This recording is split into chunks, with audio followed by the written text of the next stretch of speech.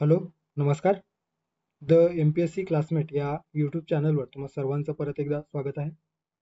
MPSC daily P-Y-cues analysis या नावाचा आपण लेक्चर सिरीज बघत आहोत आणि या लेक्चर सिरीजच्या माध्यमातून आयोगाने आतापर्यंत वेगवेगळ्या परीक्षांमध्ये जी-एस संदर्भाने जे काही प्रश्न विचारलेले आहेत, सो ते जे काही प्रश्न आहेत ते आपण या ठिकाणी रोज 10 प्रश्न डिस्कस करण्याचा प्रयत्न करतो आहोत. ओके, सो विषयनिहाय पर डे पर सब्जेक्ट या पद्धतीने आपण हे जे काही प्रश्न आहेत ते डिस्कस करतो आहोत. यामध्ये कंबाईन पूर्व परीक्षा असेल, मुख्य परीक्षा असेल, राज्यसेवा पूर्व असेल, मुख्य असेल किंवा इतर जे काही परीक्षा आहेत त्या प्रश्नांचं मिक्स अशा स्वरूपाचे प्रश्न आपण या ठिकाणी घेत आहोत आणि त्या प्रश्नांचं सविस्तर विश्लेषण आपण करतो आहोत. ओके, सो यासाठी आपण आपल्या टेलिग्राम चॅनलवर स्वतंत्रपणे क्विज व्याज देखील सुरू केलेलं आहे, ज्यामध्ये हे जे काही पी-वाय-क्यूज आहेत ते आपण आधी क्विज फॉर्ममध्ये त्या ठिकाणी अवेलेबल करून देतो आणि त्यानंतर ते जे काही प्रश्न आहेत त्या प्रश्नांचं सविस्तर ॲनालिसिस या लेक्चरच्या माध्यमातून किंवा या लेक्चर सिरीजच्या माध्यमातून आपण करतो आहोत. सो या लेक्चरमध्ये डे 77 या दिवशी राज्यशास्त्र या विषयाअंतर्गत प्रश्नांची जी 14वी सिरीज आपण त्या ठिकाणी पोस्ट केलेलं होतं, सो ते या ठिकाणी बघणार आहोत. ओके, सो त्या प्रश्नांचं सविस्तर विश्लेषण आपण करणार आहोत. साधारणतः या व्हिडिओच्या नंतर किंवा या सेशन नंतर 140 प्रश्न राज्यशास्त्र विषयाअंतर्गत जे वेगवेगळ्या परीक्षांमध्ये आयोगाने विचारलेले ते आपण डिस्कस केलेलं असणार आहे. ओके, सो सुरू करूयात.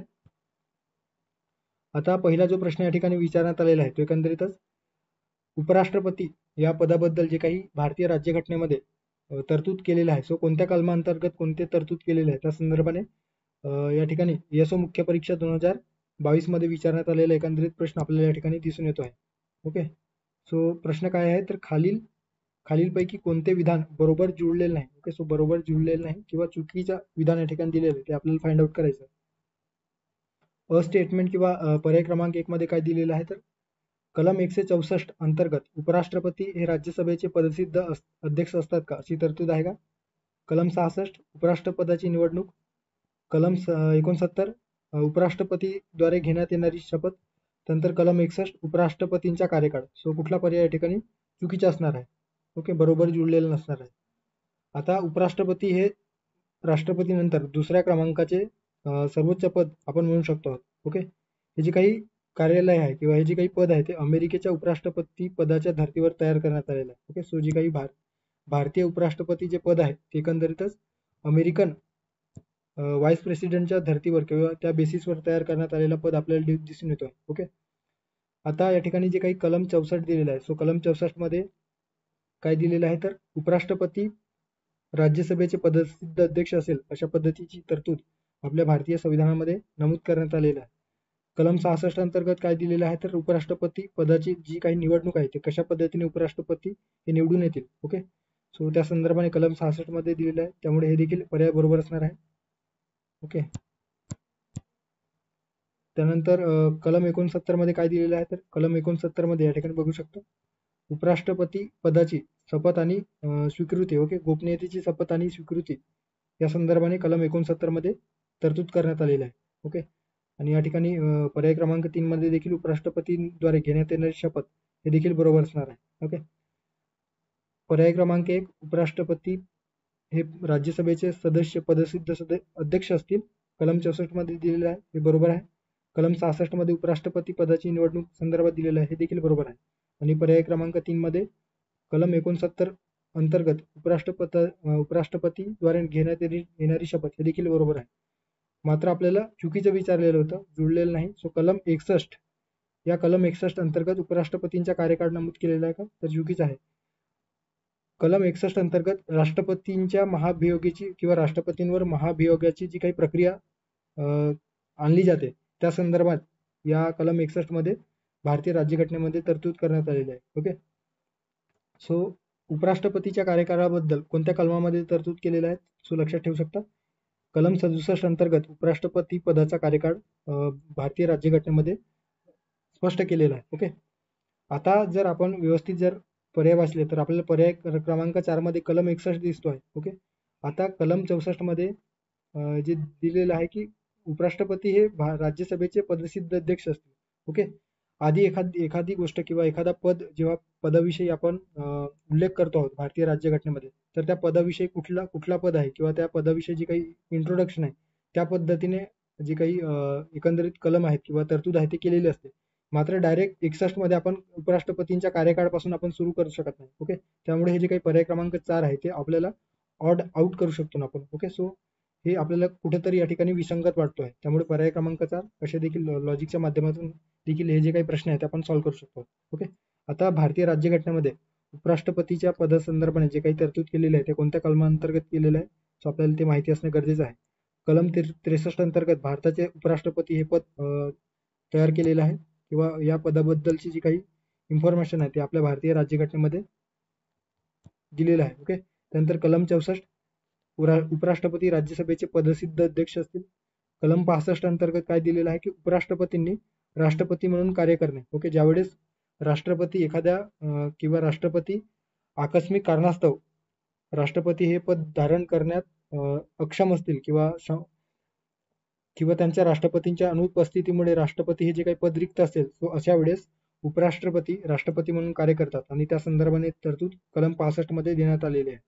त्यानंतर कलम 66 मध्ये उपराष्ट्रपतींची निवड. ओके, उपराष्ट्रपतींची निवड कशा पद्धतीने होईल त्या संदर्भाने कलम 66 मध्ये. कलम 67 त्यांचा कार्यकाळ किती वर्षाचा असेल किंवा कशा पद्धतीने त्यांचा कार्यकाळ या संदर्भाने जी काही प्रक्रिया आहे ते कलम 67 मध्ये नमूद करण्यात आलेलं आहे. कलम 69 उपराष्ट्रपती पदांची जी काही शपथ आहे आणि स्वीकृती आहे त्या संदर्भात दिलेलं आहे. आणि कलम 70 अंतर्गत आपत्कालीन परिस्थितीत राष्ट्रपतींची कामे पार पाडण्याचे कार्य या उपराष्ट्रपती या पदावर किंवा या पदाला देण्यात आलेलं आहे. सो कलम 70 अंतर्गत हे तरतूद केलेलं आहे. ओके, या संदर्भात जर योग्य पर्याय आपल्याला फाइंड आउट करायचे झालं तर बरोबर जुळलेला नसणारा पर्याय आहे पर्याय क्रमांक 4. ओके, सो अशा पद्धतीने उपराष्ट्रपती पदाच्या संदर्भाने या ठिकाणी प्रश्न विचारला गेलेला होता. ओके, त्यानंतरचा प्रश्न आहे खालील योग्य विधाने विचारात घ्या. राज्यसेवा मुख्य परीक्षा 2015 मध्ये विचारण्यात आलेला प्रश्न. आता या प्रश्नात काय विचारले गेलेलं आहे तर स्टेटमेंट दिलेलं आहे राज्यघटनेच्या कलम 368 कलमांतर्गत संविधान दुरुस्तीची तरतूद आहे का. नंतर ब आहे 2012 पर्यंत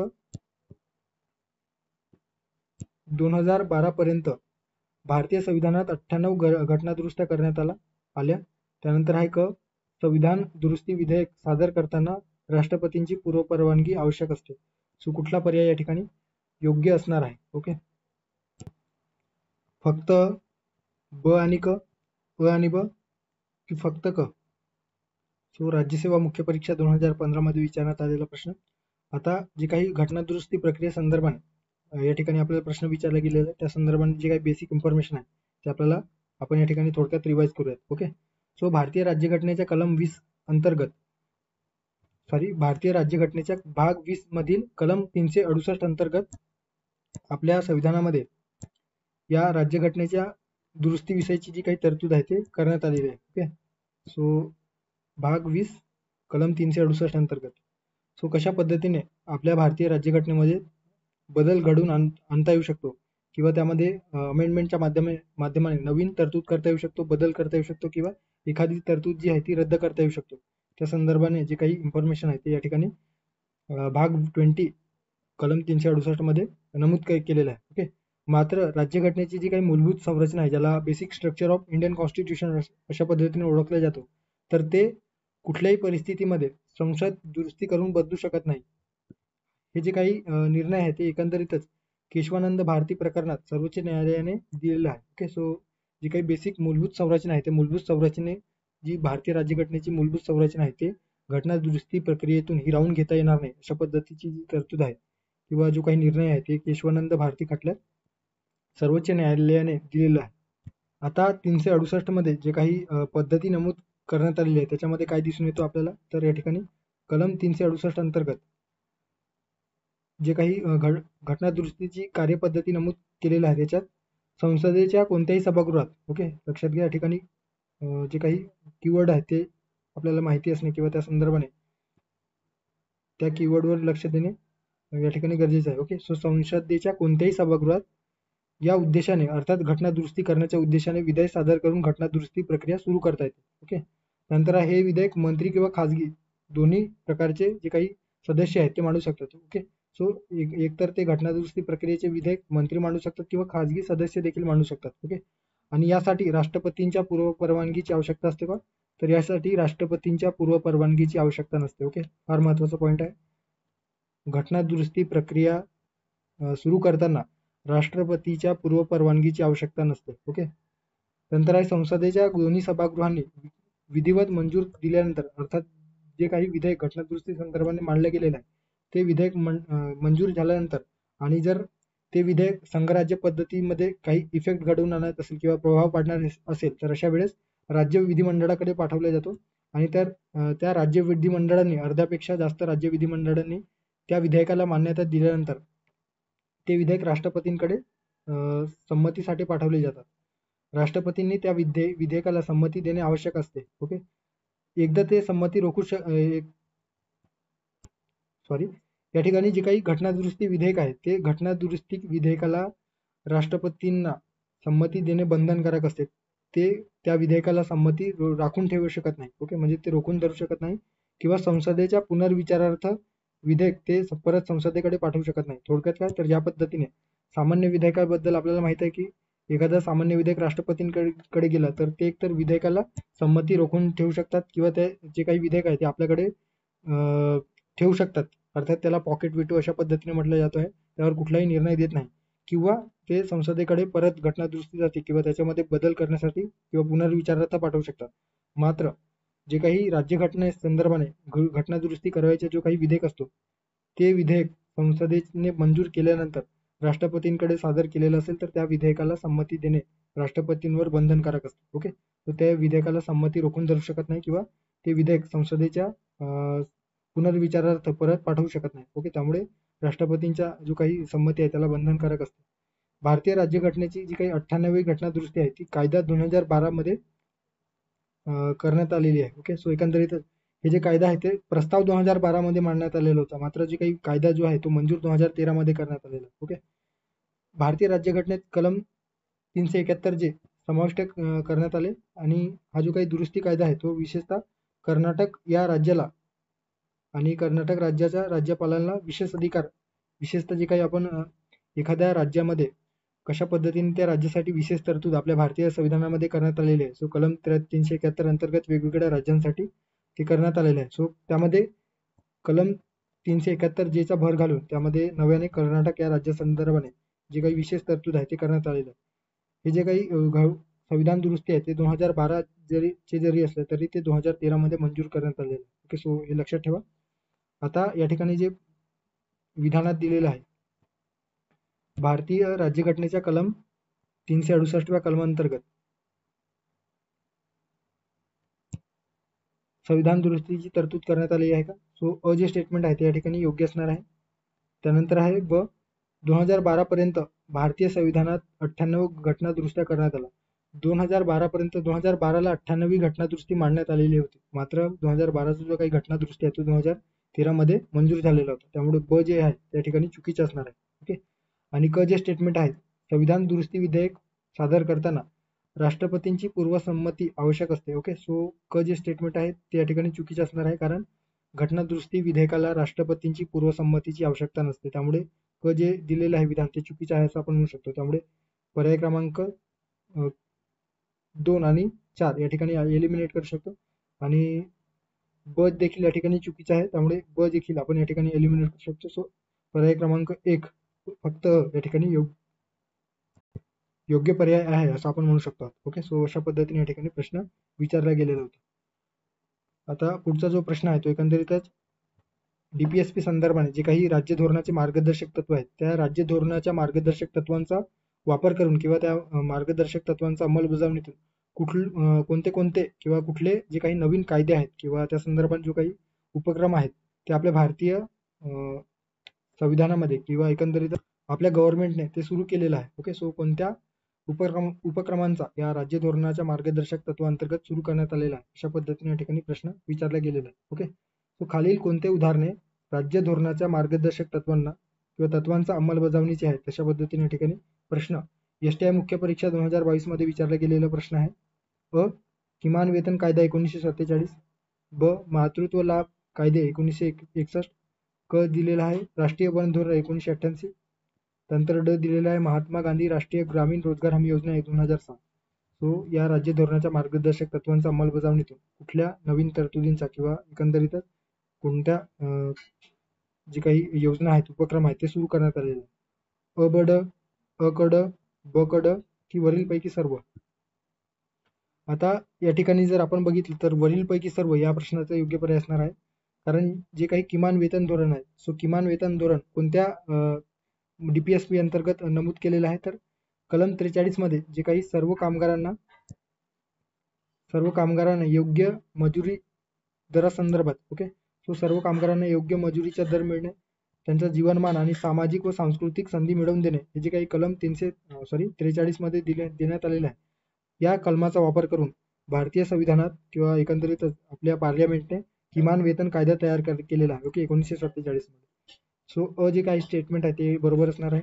त्यानंतर मातृत्व लाभ कायदा 1961 मध्ये तयार करण्यात आलेला आहे. ते कोणत्या कलमांतर्गत दिलेले आहे त्याविषयीची जी काही तरतूद आहे ते कलम 42 मध्ये कामाच्या न्याय्य आणि यथोचित सोयीच्या अटी आणि प्रसूतीची जी काही सवलती आहे ती तरतूद करणे, म्हणजे महिलांसाठी जी काही कामाच्या ठिकाणी प्रसूतीची सवलती उपलब्ध करून देणे, पाळणा घराच्या सोयी सुविधा उपलब्ध करणे, लहान बालकांसाठी जे संरक्षणाचे जे काही त्यांची आई कामावर असेल तर त्या लहान मुलं असतील तर त्यांच्यासाठी जे काही संरक्षण विषयक जे काही उपक्रम आहेत ते त्या ठिकाणी उपलब्ध करून देणे, हे जे काही तरतूद आहे ते या कलम 42 मध्ये नमूद करण्यात आलेला आहे.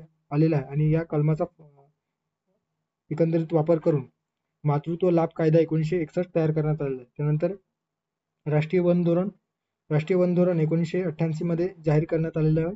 कलम 48 यामध्ये पर्यावरणाचे संरक्षण आणि सुधारणा घडवून आणणे, तसेच जंगले व वन्यजीवांचे रक्षण करणे अशी तरतूद या कलम 48 अंतर्गत करण्यात आलेलं आहे. आणि त्यानुसार भारतीय संविधानामध्ये किंवा एकंदरीतच आपल्या गव्हर्नमेंटने राष्ट्रीय वन धोरण 1988 तयार केलेलं आहे, ओके.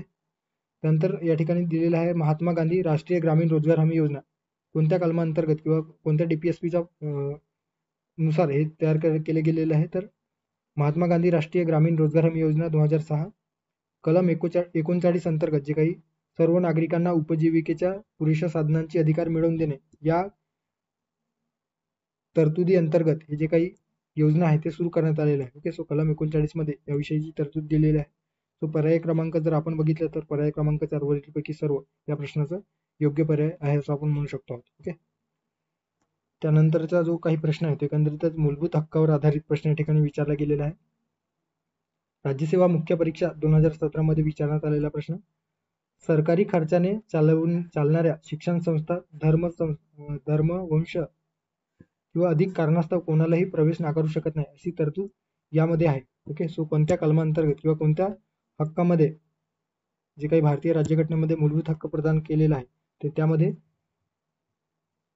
सरकारी खर्चाने किंवा राज्याद्वारे चालवणारे जे काही शैक्षणिक संस्था आहेत त्यामध्ये धर्म असेल, वंश असेल, जात इत्यादी कारणास्तव कोणालाही प्रवेश नाकारू शकत नाही अशा पद्धतीची जी तरतूद आहे ती कोणत्या कलमांतर्गत किंवा कोणत्या हक्कामध्ये केलेली आहे? स्वातंत्र्याच्या अधिकारात, समानतेच्या अधिकारात, धार्मिक स्वातंत्र्याच्या अधिकारात की सांस्कृतिक व शैक्षणिक अधिकारात, ओके. आता याविषयीची जी काही तरतूद आहे ते सांस्कृतिक व शैक्षणिक अधिकारामध्ये केलेलं आहे. सो त्याविषयीची जी काही माहिती आहे त्या ठिकाणी दिलेली आहे. सांस्कृतिक आणि शैक्षणिक हक्क आपल्या भारतीय राज्यघटनेच्या कलम 29 ते 30 यामध्ये तरतूद करण्यात आलेला आहे, ओके.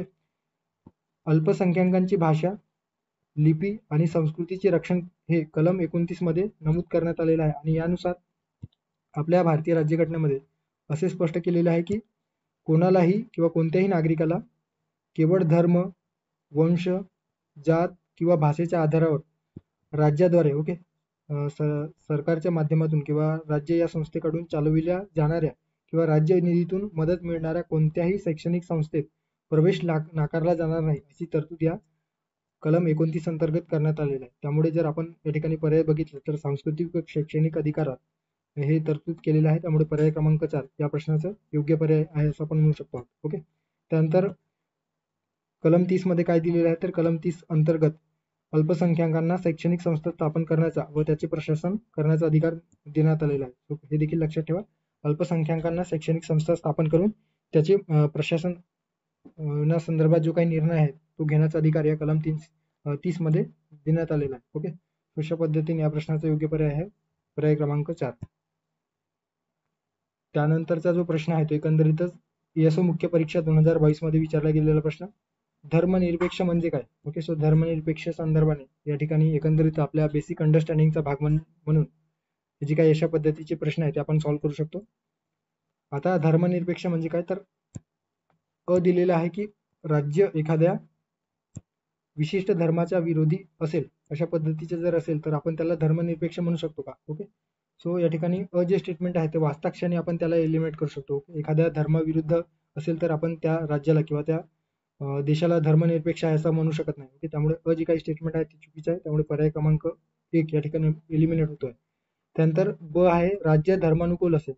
आता ब जे स्टेटमेंट दिलेलं आहे त्यामध्ये दिलेलं आहे की राज्य धर्मानुकूल असेल म्हणजे काय, तर धर्मांना चालना देणारा असेल किंवा वेगवेगळे जे काही राज्यामध्ये धर्म असतील त्या धर्मांच्या जे काही कार्यकर्तृत्व किंवा रिच्युअल्स आहे त्याला फॉलो करणारा राज्य असेल अशा पद्धतीचे दिलेलं आहे. ओके, सो हे देखील एकंदरीतच निगेटिव्ह स्टेटमेंट आपण म्हणू शकतो आहोत. एकांगी विचारसरणी यामध्ये या ठिकाणी दिसून येतो आहे. ओके, सो राज्य धर्मानुकूल असेल हे जे काही स्टेटमेंट आहे ते चुकीचं आहे. ओके, सो राज्य धर्मानुकूल नसतो आणि त्यालाच आपण धर्मनिरपेक्ष राज्य म्हणत असतो. ओके, एखादं राज्य धर्मानुकूल असेल तर त्याला आपण धर्मनिरपेक्ष राज्य म्हणत नाही. जसे फॉरेन कंट्रीज आहे त्या देशामध्ये जे काही ख्रिश्चनिटी आहे त्या ख्रिश्चनिटीला त्या गव्हर्नमेंटद्वारे इन्सिस्ट केला जातो आहे. ओके, एकंदरीत त्या धर्माला चालना दिल्या जातो आहे. सो त्याला आपण धर्मनिरपेक्ष राज्य म्हणत नाही. ओके, त्यामुळे ब जे काही स्टेटमेंट आहे ते देखील या ठिकाणी बाद ठरतो आहे. सो ब या ठिकाणी आहे. सो पर्याय क्रमांक 1, 2 आणि 3 हे तीनही स्टेटमेंट किंवा तीनही पर्याय बाद या ठिकाणी एलिमेंट झालेले आहेत. सो शिल्लक असलेला जो पर्याय आहे तो पर्याय क्रमांक 4 या ठिकाणी योग्य पर्याय असणार आहे. ओके, आता धर्मनिरपेक्ष म्हणजे काय, तर राज्य कोणत्याही धर्मावर आधारलेले नसते. ओके, त्यानंतर राज्य कोणत्याही विशिष्ट धर्माशी निष्ठा ठेवीत नाही त्याला आपण धर्मनिरपेक्ष म्हणतो. आणि राज्याचा एका विशिष्ट किंवा राज्य हे धर्माच्या विरोधी नसेल, कुठल्याही धर्माला ते विरोध करत नसेल, कुठल्याही धर्माला ते चालना देत नसेल. ओके, सो राज्य कोणत्याही धर्माशी निष्ठा ठेवत नसेल आणि कुठल्याही धर्मावर जे काही राज्य आधारलेले नसेल त्याला आपण धर्मनिरपेक्ष राज्य म्हणत असतो. ओके, तो पर्याय क्रमांक 4 या प्रश्नाचा योग्य पर्याय आहे असं आपण म्हणू शकतो. ओके, या संदर्भाने या ठिकाणी दिलेलं आहे. आपल्या भारतीय राज्यघटनेत किंवा आपली जी काही भारतीय एकंदरीतच शासन पद्धती आहे ती धर्मनिरपेक्ष शासन पद्धती आपल्याला दिसून येत आहे. ओके, सो भारताची राज्यघटना धर्मनिरपेक्ष राज्याची आहे असं आपल्याला दिसून येतो. त्यामुळे कोणत्याही विशिष्ट धर्माला भारतीय राज्याचा अधिकृत धर्म मानत नाही. ओके, 1976 मध्ये 42व्या घटना दुरुस्ती कायद्याद्वारे भारतीय राज्यघटनेच्या प्रस्तावनेत सेक्युलर अर्थात धर्मनिरपेक्ष हा जो काही शब्द आहे तो जोडण्यात आलेला होता. ओके, सो हे देखील लक्षात ठेवा. कोणत्या घटना दुरुस्ती अंतर्गत, तर 42व्या घटना दुरुस्ती कायद्या अंतर्गत 1976 मध्ये जी काही 42वी घटना दुरुस्ती कायदा आणण्यात आलेला होता त्यामध्ये सेक्युलर किंवा धर्मनिरपेक्ष हे शब्द जोडण्यात आलेला आहे. ओके, भारतीय राज्यघटनेत धर्मनिरपेक्षतेची जी काही संकल्पना आहे ती एकंदरीत सकारात्मक संकल्पना आपल्याला दिसून येतो, ज्यामध्ये सर्व धर्मांना समान सन्मान देणे किंवा सर्व धर्मांचे समान संरक्षण करणे हे या जे काही तरतूद आहे ते या भारतीय राज्यघटनेमध्ये नमूद केलेलं आहे. ओके, सो पर्याय क्रमांक 4 या प्रश्नाचा योग्य पर्याय असणार आहे. त्यानंतरचा जो प्रश्न आहे तो एकंदरीतच राज्यपाला संदर्भाने या ठिकाणी प्रश्न विचारला गेलेला आहे. राज्यसेवा पूर्व परीक्षा 2017 खालीलपैकी बिनचूक विधान ओळखा. बिनचूक म्हणजे काय, तर योग्य. ओके, बिनचूक म्हणजे चुकीचं नसलेलं म्हणजे योग्य किंवा बरोबर पर्याय आपल्याला ओळखायचा आहे. पर्याय क्रमांक 1, एकच व्यक्ती एकाच वेळी 2 किंवा अधिक राज्यांसाठी राज्यपाल नियुक्त करता येत नाही अशा पद्धतीची तरतूद या ठिकाणी दिलेली आहे. दुसरा पर्याय दिलेला आहे की राज्यपालास त्याच्या पदावरून काढण्यासंदर्भात भारतीय राज्यघटनेत विशेष अशी प्रक्रिया सांगितलेली नाही. तिसरा पर्याय काय दिलेला आहे की राज्यपाल संसदेच्या दोन्ही सभागृहाचा किंवा सभागृहापैकी एकाचा सदस्य असणे आवश्यक आहे. ओके, सो संसदेच्या दोन्ही गृहापैकी एकाचा सभासद किंवा सदस्य असणे आवश्यक आहे अशा पद्धतीने पर्याय क्रमांक 3 मध्ये दिलेला आहे. पर्याय क्रमांक 4 मध्ये काय दिलेलं आहे, तर राज्यातील विद्यापीठांच्या कुलपतींची नियुक्ती या राज्यपाल करीत असतात अशा पद्धतीचे पर्याय क्रमांक 4 मध्ये दिलेला आहे. आता राज्यपाला संदर्भाने जे काही बेसिक इन्फॉर्मेशन आहे त्यावरून आपण जर राज्यपाल पदासंदर्भाने माहिती घेतली तर काय दिसून येतं, तर राज्यघटनेच्या भाग 6 मध्ये ओके राज्यामधील राज्य सरकारांशी संबंधित आहे. यामध्ये कलम 153 ते 167 या अंतर्गत राज्य कार्यकारिणीची जी काही तरतूद आहे ती आपल्या भारतीय संविधानामध्ये नमूद करण्यात आलेलं आहे. ओके, राज्य कार्यकारिणीमध्ये राज्यपाल, मुख्यमंत्री, मंत्रिमंडळ आणि राज्याचे महाधिवक्ता यांचा समावेश होतो. सो सर्वात वरचे स्थान किंवा घटनात्मक प्रमुख म्हणून राज्यामध्ये राज्यपालाकडे बघितलं जात आहे. ओके, सो एकंदरीत राज्यपाल हे राज्याचे मुख्य कार्यकारी प्रमुख म्हणून कार्य करत असतात. साधारणपणे प्रत्येक राज्यासाठी एक राज्यपाल असे अशा पद्धतीची जी तरतूद आहे ती पहिल्यांदा जेव्हा राज्यपालासंदर्भाची तरतूद करण्यात आलेली होती त्यामध्ये नमूद केलं गेलेलं होतं की साधारणपणे प्रत्येक राज्यासाठी एक राज्यपाल असेल. पण 1956च्या 7व्या घटनादुरुस्ती कायद्याने जी काही 1956 मध्ये 7वी घटनादुरुस्ती झालेली होती त्यामध्ये एकाच व्यक्तीला 2 किंवा अधिक राज्यांसाठी राज्यपाल म्हणून नेमण्याची सोय केली गेली होती. ओके, आता पर्याय क्रमांक अ मध्ये 1 मध्ये दिलेला आहे की एकच व्यक्ती एकाच वेळी 2 किंवा अधिक राज्यांसाठी राज्यपाल म्हणून नियुक्त करता येत नाही. हे जे काही पर्याय आहे ते या ठिकाणी चुकीचे आहे, कारण 1956च्या घटनादुरुस्तीमध्ये एकापेक्षा जास्त राज्यांसाठी म्हणजे एकापेक्षा 2 किंवा 2 पेक्षा अधिक राज्यांसाठी एकच राज्यपाल नेमण्याची सोय करण्यात आलेली आहे. ओके, त्यानंतर आहे राज्यपाल पदभार स्वीकारल्याच्या तारखेपासून 5 वर्षाचा कार्यकाळासाठी तो आपले पद धारण करत असतात. मात्र 5 वर्षाचा हा कार्यकाळ राष्ट्रपतींच्या मर्जीवर अवलंबून असतो. ओके, थोडक्यात काय तर राज्यपालांचा जो काही कार्यकाळ असतो तो 5 वर्षाचा असतो. तत्पूर्वी राष्ट्रपती त्यांना पदावरून दूर देखील करू शकतात. ओके, राज्यपालांना राष्ट्रपती पदावरून हटवू शकतील अशा पद्धतीची तरतूद करण्यात आलेली आहे. मात्र असा कोणताही आधार राज्यघटनेत दिलेला नाही. ओके, सो राज्यपालास पदावरून काढण्यासंदर्भात भारतीय राज्यघटनेत विशिष्ट प्रक्रिया सांगितलेली आहे का, तर सांगितलेली नाही. ओके, ज्या पद्धतीने राष्ट्रपतीच्या संदर्भात महाभियोगाची प्रक्रिया आपल्या भारतीय राज्यघटनेमध्ये सांगितलेली आहे त्या पद्धतीने राज्यपालासंदर्भाने राज्यपालाला कशा पद्धतीने दूर करावा ती जी काही प्रक्रिया आहे ती आपल्या भारतीय राज्यघटनेमध्ये सांगितलेली नाही. त्यामुळे ब जे पर्याय क्रमांक 2 जे पर्याय विधान दिलेलं आहे ते या ठिकाणी योग्य असणार आहे. आता राज्यपालांना एकंदरीतच तिसरा जे पर्याय आहे त्याच्यामध्ये दिलेलं आहे की राज्यपाल संसदेच्या दोन्ही सभागृहांचा एकाचा सदस्य असणे आवश्यक आहे का, तर अशी तरतूद आपल्या भारतीय राज्यघटनेमध्ये दिलेली नाही. या विरुद्ध असे स्पष्ट केलेले आहे की एखादा जर राज्यपाल किंवा एखादा व्यक्तीची जर राज्यपाल म्हणून निवड झालेली असेल किंवा नियुक्ती संदर्भात तो राज्यपाल म्हणून नियुक्ती करण्यात आलेली असेल तर असा व्यक्ती कुठल्याही सभागृहाचा सदस्य असता कामा नये किंवा एखादा व्यक्ती जर सभागृहाचा सदस्य असेल आणि त्याची जर नेमणूक किंवा नियुक्ती राज्यपाल म्हणून झालेली असेल तर त्याला सभागृहाचा सदस्यत्वाचा राजीनामा द्यावा लागतो. त्यामुळे तिसरा पर्याय जो आहे या ठिकाणी दिलेला आहे ते चुकीचे असणार आहे. कुठल्याही सभागृहाचा सदस्य नसतो. ओके, आणि चौथा पर्याय दिलेला आहे की राज्यातील विद्यापीठांच्या कुलपतींची नियुक्ती करतात राज्यपाल करतात का, सो कुलपती हे स्वतः असतात. ओके, सो ते राज्यातील विद्यापीठांचे कुलपती म्हणून कार्य करत असतात. ओके, सो राज्यातील विद्यापीठांच्या कुलगुरूंची नियुक्ती ज्याला आपण व्हाईस चान्सलर म्हणत असतो, राज्यपाल हे स्वतः चान्सलर असतात. मात्र राज्यातील जे काही विद्यापीठे आहेत युनिव्हर्सिटी आहेत त्यांचे जे काही व्हाईस चान्सलर आहेत ज्याला कुलगुरू म्हणून संबोधला जातो, सो त्या कुलगुरूंची नियुक्ती राज्यपाल करीत असतात. त्यामुळे पर्याय क्रमांक 4 हे देखील चुकीचे आहे. सो पर्याय क्रमांक 2 या ठिकाणी योग्य पर्याय आहे असं आपण म्हणू शकतो. ओके, त्यानंतरचा जो प्रश्न आहे तो एकंदरीतच केंद्र राज्य संदर्भाने जे काही आंतरराज्य परिषद आहे त्या संदर्भाने या ठिकाणी प्रश्न विचारला गेलेला आहे. अयोग्य विधान ओळखा. PSO मुख्य परीक्षा 2022 मध्ये विचारण्यात आलेला प्रश्न. ओके, अविधान काय आहे तर आंतरराज्य परिषद 28 मे 1990 रोजी स्थापन झाली. ब आंतरराज्य परिषदेची पुनर्रचना 11 नोव्हेंबर 1999 मध्ये करण्यात आली का. नंतर क दिलेला आहे राष्ट्रीय विकास परिषदेची स्थापना 1950 मध्ये झाली आहे. तो कुठला पर्याय या ठिकाणी अयोग्य आहे म्हणजे चुकीचा आहे. फक्त ब फक्त ग ही वरीलपैकी एकही नाही. आता जे काही आंतरराज्य परिषद आहे सो भारतीय राज्यघटनेमध्ये कलम 263 अंतर्गत राष्ट्रपतींना आंतरराज्य परिषद स्थापन करण्याचा अधिकार प्रदान करण्यात आलेला आहे. ओके, सो भारतीय राज्यघटनेमध्ये कलम 263चा वापर करून राष्ट्रपती वेळोवेळी आंतरराज्य परिषद स्थापन करू शकतात. ओके, आणि या आंतरराज्य परिषदेमध्ये अध्यक्षपद कोण भूषवत असतात तर जे काही पंतप्रधान असतात सो पंतप्रधानांच्या अध्यक्षतेखाली जी काही आंतरराष्ट्रीय परिषद जी आहे ती गठीत केल्या जातो आहे. ओके, आणि जर झोनल काउन्सिल किंवा विभागीय परिषद असतात त्या विभागीय परिषदांचे अध्यक्ष गृहमंत्री असतात. ओके, सो हे जे काही डिफरन्स आहे ते लक्षात ठेवा.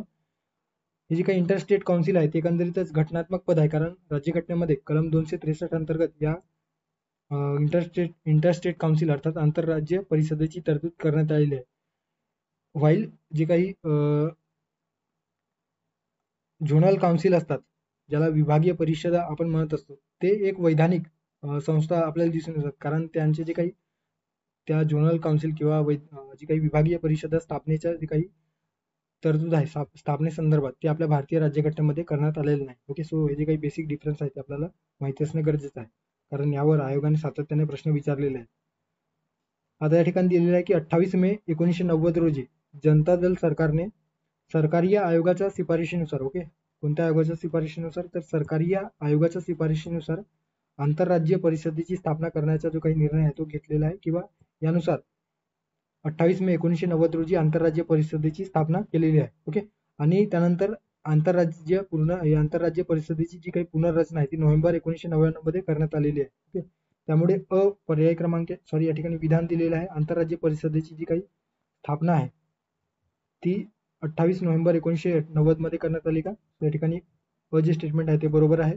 आणि ब दिलेला आहे आंतरराज्य परिषदेची पुनर्रचना नोव्हेंबर 1999 मध्ये, अर्थात 11 नोव्हेंबर 1999 मध्ये करण्यात आली का, हे देखील बरोबर असणार आहे. ओके, आता जी काही राष्ट्रीय विकास परिषद आहे, सो राष्ट्रीय विकास परिषदा संदर्भाने या ठिकाणी काय दिसून येतो, तर राष्ट्रीय विकास परिषदा हे भारताच्या विकासाचे जे काही विषय आहेत, ओके, तो भारताच्या विकास विषयावर निर्णय घेण्याची आणि विचार करण्याची सर्वोच्च संस्था म्हणून ही जी काही राष्ट्रीय विकास परिषद आहे ती अस्तित्वात आलेली आहे.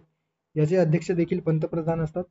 सर्वप्रथम राष्ट्रीय विकास परिषदेची स्थापना कधी झालेली आहे, तर 6 ऑगस्ट 1952 रोजी या राष्ट्रीय विकास परिषदेची स्थापना झालेली आहे. ओके, सो त्यामुळे पर्याय क्रमांक जर आपण क बघितलं विधान, तर या ठिकाणी क विधान या ठिकाणी दिलेलं आहे की 1950 मध्ये राष्ट्रीय विकास परिषद स्थापन झालेलं आहे का, सो चुकीचे असणार आहे, कारण ते 1952 मध्ये झालेलं आहे. ओके, आता जी काही पंचवार्षिक योजना आपण राबवलेल्या होत्या त्या दरम्यान जे काही राष्ट्रीय विकास परिषद आहे ते अस्तित्वात आलेलं होतं. ओके, सो पर्याय क्रमांक जर आपण बघितलं चुकीचा असणारा पर्याय असणार आहे पर्याय क्रमांक 3 फक्त क, कारण अ आणि ब योग्य विधान आहेत, मात्र क जे विधान आहे ते या ठिकाणी चुकीचं आहे.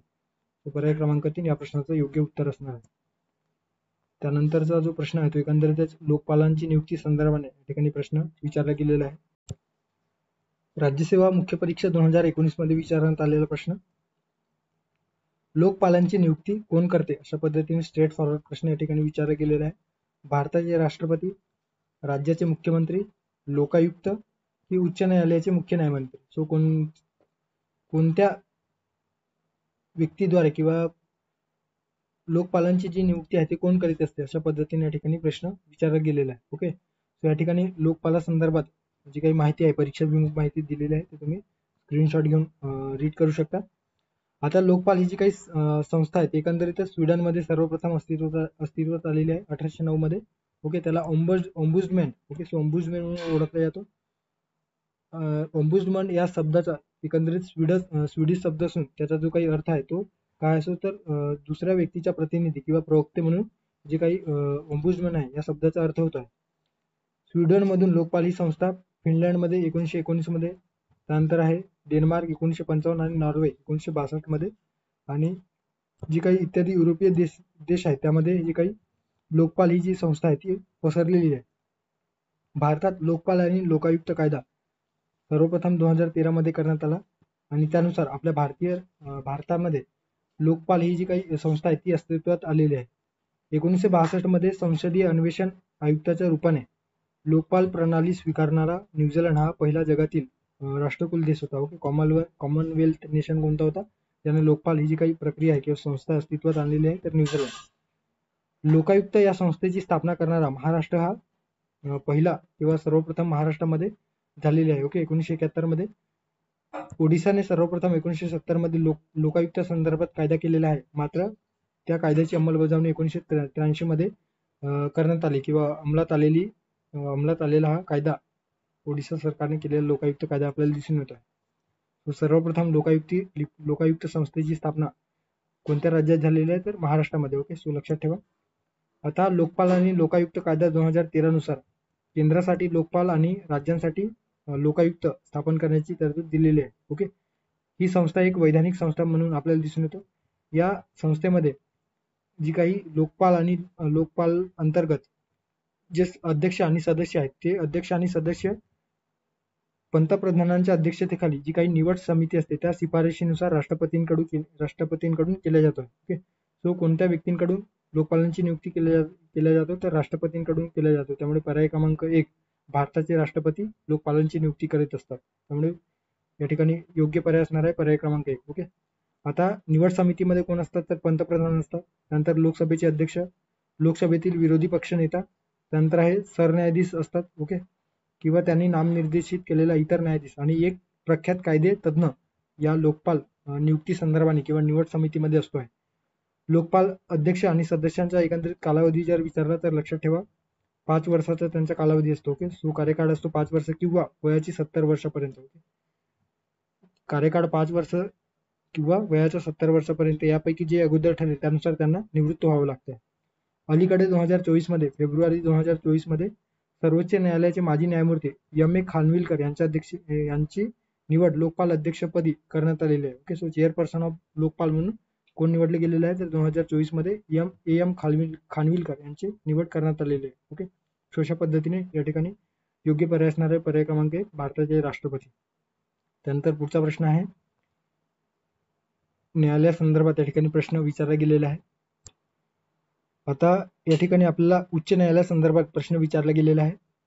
सर्वसाधारणपणे राज्याचे उच्च न्यायालयामध्ये मुख्य न्यायाधीश आणि डॅश डॅश यांचा समावेश असतो. ओके. थोडक्यात काय तर मुख्य न्यायाधीश आणि कुणाचा समावेश राज्याच्या उच्च न्यायालयामध्ये असतो अशा पद्धतीने जे काही प्रश्न आहे ते कंबाईन गडब पूर्व परीक्षा 2021 मध्ये विचारले गेलेले आहे. इतर 9 न्यायाधीशांचा राज्यपाल ठरवतील इतके इतर न्यायाधीशांचा समावेश असतो काय, संसद ठरविल इतके इतर न्यायाधीशांचा समावेश असतो की राष्ट्रपती ठरवतील इतके इतर न्यायाधीशांचा समावेश असतो. ओके.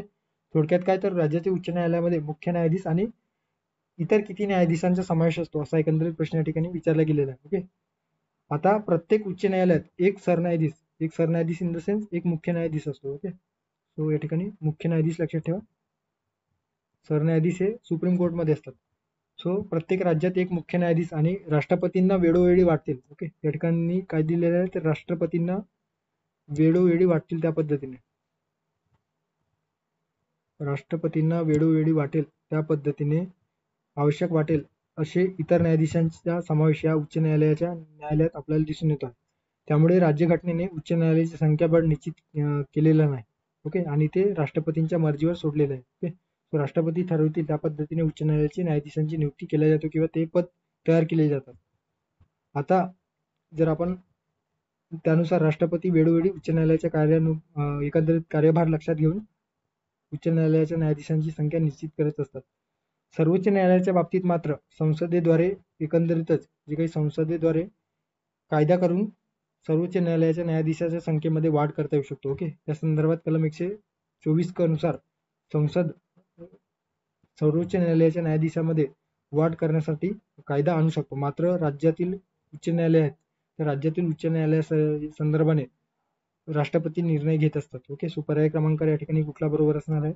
तो पर्याय क्रमांक 4 राष्ट्रपती ठरवतील इतके इतर न्यायाधीशांचा समावेश या राज्याच्या उच्च न्यायालयामध्ये केला जातो. ओके. त्यानंतरचा शेवटचा प्रश्न एकंदरीत प्रशासन संदर्भात किंवा गव्हर्नन्स संदर्भाने राज्यसेवा मुख्य परीक्षा 2020 मध्ये विचारण्यात आलेला प्रश्न खालीलपैकी कोणती जोडी बरोबर नाही. ओके. सो चुकीची जोडी विचारलेली आहे. आता हे जे काही पद आहेत आपल्या ऍडमिनिस्ट्रेशन अंतर्गत किंवा एकंदरीत प्रशासनासंदर्भात जिल्हाधिकारी हे पद कोणी तयार केलेलं आहे, विभागीय आयुक्त, मुख्य सचिव, अखिल भारतीय सेवांचे प्रांतिकीकरण अर्थात decentralisation of all India services. So या ठिकाणी लक्षात घ्या जे काही जिल्हाधिकारी हे पद आहेत एकंदरीतच जिल्हा प्रशासनाचा प्रमुख किंवा जिल्ह्यातील राज्य सरकारचा अधिकृत एजंट म्हणून जे काही जिल्हाधिकारी आहेत ते कार्य करत असतात आणि त्यासाठी जिल्हाधिकारी जे पद आहे ते तयार करण्यात आलेलं आहे. या पदाची जी काही निर्मिती आहे ती ब्रिटिश कालावधीमध्ये ओके. सो ब्रिटिश काळात 1772 मध्ये या पदाची निर्मिती तत्कालीन जे काही गव्हर्नर जनरल होते governor general Warren Hastings. Okay. So जिल्हाधिकारी जे काही पद आहे एकंदरीतच वॉरन हेस्टिंग यांनी तयार केलेलं आहे. कधी 1772 मध्ये. ओके. आता विभागीय आयुक्त अर्थात डिव्हिजनल कमिशनर एका विभागाचा प्रमुख असतो आणि तो डिस्ट्रिक्ट आणि एकंदरीत राज्य सरकार यांच्यातील दुवा म्हणून कार्य करत असतो. ओके. तो विभागीय आयुक्त त्या संदर्भाने एक पर्यवेक्षक आणि संचालक अधिकारी म्हणून कार्य करत असतात. जिल्हाधिकारी आणि राज्य सचिवालय यांच्यातील पदानुक्रमात ते मध्यवर्ती पदावर असतात. ओके. विभागीय आयुक्ताची स्थापना सर्वप्रथम लॉर्ड विल्यम बेंटिंक यांनी 1829 मध्ये केलेले आहे. ओके, सो विभागीय आयुक्त हे जे काही पद आहे ते कोणी स्थापन केलेलं आहे किंवा कोणी तयार केलेलं आहे, तर लॉर्ड विल्यम बेंटिंक यांनी जे काही पद आहे ते तयार केलेलं आहे. ओके, त्यानंतरचा जो प्रश्न आहे त्या ठिकाणी त्यानंतर दिलेला आहे मुख्य सचिव. ओके, आता मुख्य सचिव म्हणजे काय, तर आधी स्वातंत्र्यापूर्वी मुख्य सचिव हे केंद्र सरकारमध्ये असायचे. ओके, सो मुख्य सचिव ज्याला चीफ सेक्रेटरी हे पद जे आहे ते केंद्र सरकारमध्ये असायचे. मात्र सध्या जर मुख्य सचिव विचारलं तर ते मुख्य सचिव राज्य सरकारमध्ये असतात. सो त्याला सिमिलर केंद्र सरकारमध्ये कुठली पोस्ट असते, तर cabinet secretary. Okay, so cabinet secretary हे केंद्र सरकारवरील प्रमुख पद आहे प्रशासकीय दृष्ट्या, आणि राज्य सरकारमध्ये मुख्य सचिव हे प्रशासकीय दृष्ट्या प्रमुख किंवा सर्वात महत्वाचे पद आपण म्हणू शकतो. ओके, सो मुख्य सचिव हे जे काही पद आहे ते ब्रिटिश राज्यघटनेत केंद्र सरकारमध्ये होतं. 1799 मध्ये भारताचे जे काही तत्कालीन governor general Lord Wellesley. Okay, so Lord Wellesley यांनी हे जे काही पद आहे मुख्य सचिव पद तयार केलेलं आहे. ओके, आणि जी.एस. बार्लो हे या कार्यालयाचे पहिले सचिव होते. Okay, so GS. बार्लो नावाचे जे काही ब्रिटिश अधिकारी होते ते मुख्य सचिववर कार्य करणारे किंवा मुख्य सचिव पदी नियुक्त होणारे पहिले अधिकारी म्हणून आपण त्यांच्याकडे बघू शकतो. सो या ठिकाणी जे दिलेलं आहे जिल्हाधिकारी हेस्टिंग यांनी तयार केले का, तर वॉरेन हेस्टिंग यांनी जिल्हाधिकारी हे पद जे आहे 1772 मध्ये तयार केलेलं आहे. त्यामुळे पर्याय जे एक दिलेलं आहे ते बरोबर असणार आहे. त्यानंतर आहे विभागीय आयुक्त. सो विभागीय आयुक्त कोणी तयार केलेलं आहे, तर लॉर्ड विल्यम बेंटिंक यांनी 1829 मध्ये तयार केलेलं आहे. त्यामुळे विभागीय आयुक्त असणारा जो पर्याय क्रमांक 2 आहे ते देखील या ठिकाणी योग्य पर्याय असणार आहे. त्यानंतर मुख्य सचिव कोणी तयार केलेलं आहे, तर मुख्य सचिव हे जे काही पद आहे एकंदरीतच लॉर्ड वेलेस्ली यांनी तयार केलेलं आहे. त्यामुळे या ठिकाणी कर्जन दिलेलं आहे. सो कर्जन हे जे काही पर्याय आहे ते चुकीचे असणार आहे. आणि अखिल भारतीय सेवांचे प्रांतिकीकरण कोणी केलेलं आहे, तर ली आयोगाने केलेलं आहे का. सो ली कमिशनने 1923 मध्ये ब्रिटिश जे काही ली कमिशन म्हणजे काय, तर 1923 मध्ये स्थापन झालेले फोरहॅम लॉर्ड ली यांच्या अध्यक्षतेखाली ही समिती स्थापन झालेली होती. आणि भारत सरकारच्या भारतीय सार्वजनिक सेवांचा अर्थात अखिल भारतीय सेवांच्या रचनेचा किंवा पुनर्रचनेचा विचार करण्यासाठी आणि त्यानुसार शिफारशी करण्यासाठी ही ली कमिशन स्थापन झालेली होती. आता या ली कमिशनने अखिल भारतीय प्रशासकीय सेवांचे विकेंद्रीकरण करण्यासंदर्भाने शिफारस केलेली होती, आणि या विकेंद्रीकरणाच्या माध्यमातून तीन प्रकारात हे वर्गीकरण करण्यात यावा अशा पद्धतीचे जो काही प्रस्ताव आहे तो सरकारकडे सादर केलेला होता. ज्यामध्ये अखिल भारतीय सेवा केंद्र स्तरावर अर्थात जे काही महत्वाचे पद आहेत ते अखिल भारतीय सेवा अंतर्गत येतील. नंतर आहे केंद्रीय सेवा आणि प्रांतीय सेवा. ओके, राज्यासाठी प्रांतीय सेवा, केंद्रासाठी केंद्रीय सेवा, जी काही अखिल भारतीय सेवा आहे ते वगळता, आणि अखिल भारतीय सेवा म्हणजे सर्वोच्च पद. ओके, सो अशा पद्धतीने पर्याय क्रमांक 4 दिलेले आहे ते देखील बरोबर असणार आहे. चुकीचा पर्याय आहे पर्याय क्रमांक 3. मुख्य सचिव हे जे काही पद आहेत एकंदरीतच लॉर्ड वेलेस्ली यांनी तयार केलेलं आहे. ओके, सो अशा पद्धतीने या ठिकाणी राज्यसेवा मुख्य परीक्षा 2020 मध्ये विचारण्यात आलेला प्रश्न या ठिकाणी आपल्याला दिसून येत आहे. ओके, सो हे जे काही प्रश्न आहेत ते आपण आपल्या क्विज बॅच मध्ये जे डिस्कस केलेले आहे त्या संदर्भाने या ठिकाणी इन्फॉर्मेशन दिलेली आहे क्विज बॅच संदर्भाने. Okay, so Monday to Friday आपण दररोज 10 PYQs आपण डिस्कस करतो. त्या संदर्भाने या ठिकाणी जे काही विश्लेषण आहे ते आपण युट्यूब मध्ये करतो, आणि त्या प्रश्नांचे जे काही सविस्तर विश्लेषण PDF आहे ते आपण त्या ठिकाणी शेअर करतो. शनिवारला चालू घडामोडीचे 15 प्रश्न आपण त्या ठिकाणी क्विज फॉर्म मध्ये पोस्ट करतो आहोत, आणि त्या प्रश्नांचं सविस्तर विश्लेषण देखील आपण या ठिकाणी विश्लेषण करून त्याचं PDF त्या ठिकाणी शेअर करतो. ओके, अशा पद्धतीने आपण दररोज जे काही PYQs इनिशिएटिव्ह आहे ते सुरू केलेलं आहे. ओके, सो त्या संदर्भाने जर तुम्हाला एनरोल करायचं असेल त्या ठिकाणी या टेलिग्राम चॅनलवर सविस्तर इन्फॉर्मेशन दिलेलं आहे. सो या टेलिग्राम चॅनलला व्हिजिट करा. सो थांबूया या ठिकाणी, भेटूया पुढच्या व्हिडिओमध्ये. थँक्यू, धन्यवाद.